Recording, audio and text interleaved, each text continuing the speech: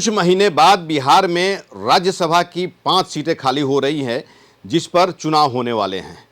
ऐसे में एनडीए और महागठबंधन में अपनी अपनी प्रतिष्ठा बचाने की होड़ लगी हुई है। इन 5 सीटों में देखा जाए तो पहले आरजेडी का कोटा का दो सीट खाली हो रहा है, 2 जेडीयू कोटा का सीट खाली हो रहा है और एक जो है बीजेपी कोटे का खाली हो रहा है, जिस पर उपेंद्र कुशवाहा को बीजेपी ने पहले भेजा था। वो टर्म भी पूरा हो गया।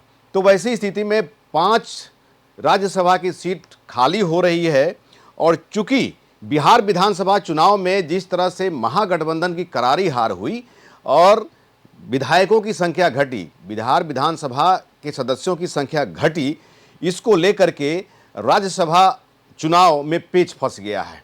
एक सीट के लिए 41 वोट चाहिए और महागठबंधन के पास 41 वोट नहीं है, मात्र 35 सदस्य हैं विधानसभा में। तो वैसी स्थिति में 6 वोट की कमी होगी। महागठबंधन अपनी प्रतिष्ठा बचाने में लगी हुई है कि कम से कम एक सीट पर भी चुनाव जीत लिया जाए और एक सीट भी अपना कम से कम रखा जाए, तो 6 वोट की कमी हो रही है। इधर अगर एनडीए की बात करें तो एनडीए में देखा जाए तो 5 सीट पर एनडीए को जो है पूरा टोटल जो है विधानसभा चुनाव में 202 सीट मिला हुआ है। तो इस एनडीए के जो समीकरण है, अगर 5 सीट पर भी अगर एनडीए दावा करती है और 5 सीटों को अगर जीतना चाहती है तो चाहिए 205, 41 गुना 5 मतलब कि 205, लेकिन सीट जो है लेकिन वोट है 202। ऐसे में एक सीट पर जो है एनडीए के लिए पेच फंस गया है और जिस तरह से 2 सीट जेडीयू के कोटे का है और जेडीयू के विधायकों की संख्या 85 है, तो वैसी स्थिति में जेडीयू का अपना 2 सीट बरकरार है, हरिवंश नारायण सिंह हैं और रामनाथ ठाकुर हैं। तो ये 2 सीट जो है ये माना जा रहा है कि जेडीयू जो है इन दोनों को रिपीट कर सकती है। लेकिन बीजेपी जो है एक सीट जो है नितिन नवीन के लिए, ऐसी चर्चा है कि नितिन नवीन को चूंकि देश की राजनीति में जो है उनकी एंट्री कर दी गई है और उनको राज्यसभा में भेजा जाएगा। दूसरा पवन सिंह का, पिछले जो विधानसभा चुनाव हुए उसमें पवन सिंह स्टार प्रचारक रहे और एक तरह से कहा जाए तो वोट बैंक को पोलराइज करने में उनकी अहम भूमिका रही और ऐसा माना भी जा रहा है। तो सत्ता के गलियारे में चर्चा है कि पवन सिंह से जो बात हुई थी वो राज्यसभा में उनको भेजने की बात हुई थी। तो पवन सिंह और नितिन नवीन दोनों का सीट जो है राज्यसभा के लिए फिक्स है।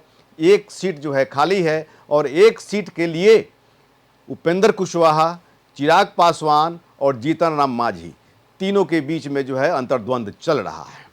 उपेंद्र कुशवाहा रिपीट करना चाह रहे हैं, चिराग पासवान अपनी माताश्री को, रीना पासवान को भी भेजने की बात कर रहे हैं, क्योंकि उनका भी कहना है कि हमको आश्वासन मिला हुआ था, और जीतन राम मांझी भी कह रहे हैं कि हमको भी आश्वासन मिला था, हमको भी एक सीट चाहिए।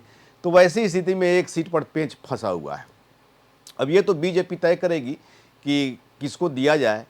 अगर उपेंद्र कुशवाहा को सीट अगर ये मिलता है तो वैसी स्थिति में ये चर्चा हो रही है कि क्रॉस वोटिंग भी हो सकता है या फिर कुछ चिराग पासवान का रास्ता अलग भी हो सकता है। जाहिर सी बात है कि चिराग पासवान भी चाह रहे हैं, जीतन राम मांझी भी चाह रहे हैं, अगर जो है उनको नहीं मिलेगा तो जाहिर सी बात है कि नाराज़गी होगी।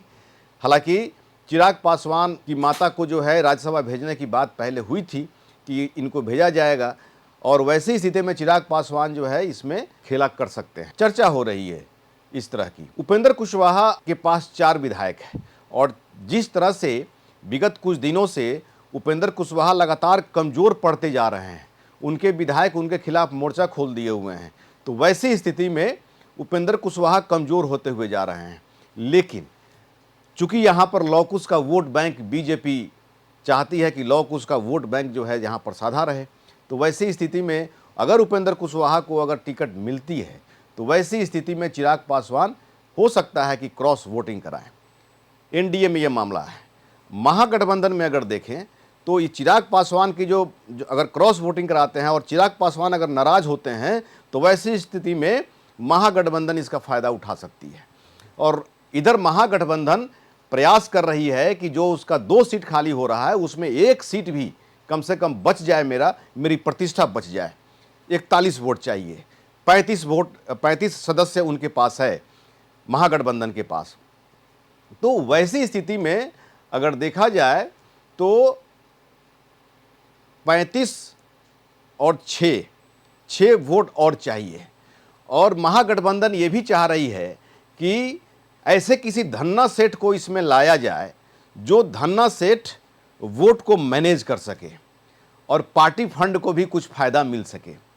पार्टी फंड को फ़ायदा मिलेगा, सारी जो क्षेत्रीय पार्टियां होती हैं, चाहे जो भी राजनीतिक पार्टियां होती हैं, वो पार्टी फंड का जो है उनका फंडा होता है। तो धन्ना सेठ की तलाश जारी है, जानकारी जो मिल रही है। और वो धन्ना सेठ कौन होगा, हालांकि प्रेमचंद गुप्ता और एडी सिंह दो उनका जो सदस्य हैं, इनका जो है समय कार्यकाल पूरा हो रहा है। हालांकि एक तरह से देखा जाए तो दोनों धन्ना सेठ हैं। इसमें जो है किस धन्ना सेठ को मौका महागठबंधन देती है, आरजेडी देती है, या फिर कोई तीसरी की किसी की एंट्री होती है, ये तो समय बताएगा। लेकिन वैसे धन्ना सेठ की खोज हो रही है जो ये 6 वोट मैनेज कर सके। और अगर इधर एनडीए में अगर कुछ ठीक ठाक नहीं होता है, इसका फ़ायदा महागठबंधन उठाने में नहीं चूकना चाह रही है। अगर इधर देखा जाए तो एनडीए में अगर 4 सीट की बात की जाए तो 41 गुना 4 164 वोट जो है कंप्लीट है। बाकी जो बच रहा है उसमें जो है 41 वोट चाहिए, तो इसमें जो है यहाँ पर 3 वोट घट रहा है। तो वैसी स्थिति में 3 वोट जो है ये तो मैनेज करना पड़ेगा एनडीए को। ये मैनेज कैसे होगा? लेकिन अगर जो है टिकट देने में जरा भी अगर उलटफेर हुआ, उपेंद्र कुशवाहा को अगर टिकट अगर दिया बीजेपी, तो वैसी स्थिति में चिराग पासवान हो सकता है कि अपने विधायकों को थोड़ा ढील छोड़ दें, कुछ ढील दे दें और इसका फ़ायदा महागठबंधन उठा ले। तो हालांकि ये जिस तरह से अभी चर्चा हो रही है, वैसी स्थिति में जो दलित नेता हैं, वो दलित नेता चाह रहे हैं कि एक माने दलित नेता का जो राजनीतिक जो समीकरण होगा, वैसी स्थिति में एक पिछड़े जाति के नेता को कहीं ना कहीं डैमेज होना पड़ सकता है। अब आने वाला वक्त बताएगा कि ऊंट किस करवट बैठता है। ऐसे ही खबर देखने के लिए देखते रहिए मंथन टुडे। हमारे चैनल को लाइक करिए, सब्सक्राइब करिए और अधिक से अधिक लोगों तक शेयर करिए। बहुत बहुत शुक्रिया।